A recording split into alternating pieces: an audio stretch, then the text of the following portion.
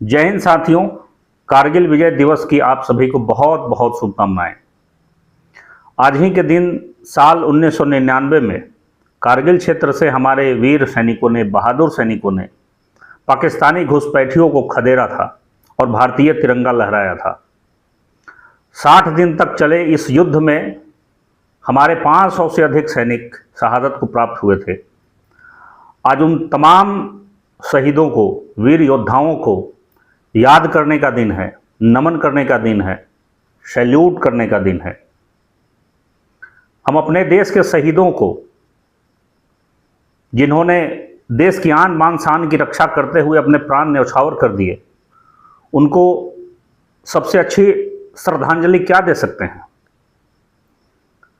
मुझे प्रदीप का लिखा वो गीत याद आ रहा है, हम लाए हैं तूफान से कश्ती निकाल के, हम लाए हैं तूफान से कश्ती निकाल के, इस देश को रखना मेरे बच्चों संभाल के। ये गीत आप लोग भी सुने होंगे, लेकिन अर्थ बहुत गहरा है। कभी इत्मीनान से इस पर सोचिएगा कि यह गीत कहना क्या चाह रहा है। यह देश बचेगा कैसे, इसे बचाने की जिम्मेवारी किसकी है? पहली जिम्मेवारी उन राजनेताओं की है, उन सत्ता के शिखर पर बैठे लोगों की है, जिन्हें हम अपने वोट से चुनते हैं। और एक जिम्मेवार नागरिक के तौर पर दूसरी जिम्मेवारी नागरिकों की भी है।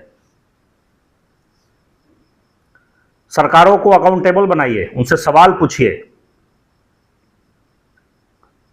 ताकि जितनी भी संवैधानिक संस्थाएं हैं हमारे देश में, चुनाव आयोग है, लोकसभा है, राज्यसभा है, राज्य की विधानसभाएं हैं, सुप्रीम कोर्ट है, हाई कोर्ट है, पुलिस है, ये सब तभी स्वतंत्र रूप से अपना काम कर सकेंगे जब आप सरकारों को अकाउंटेबल बनाइएगा। नहीं तो सरकारें चाहती हैं कि इन सबको अपने पाले में कर लें और सबको इस तरीके से कंट्रोल करें कि सरकार जो चाहे वही हो। तो ऐसे में देश नहीं बचेगा। देश कोई एक लोकेशन नहीं है जहां उंगली रख के आप बोल सके कि यही देश है।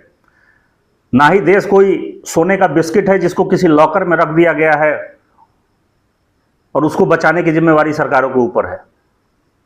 देश आपसे और हमसे मिलकर बना है।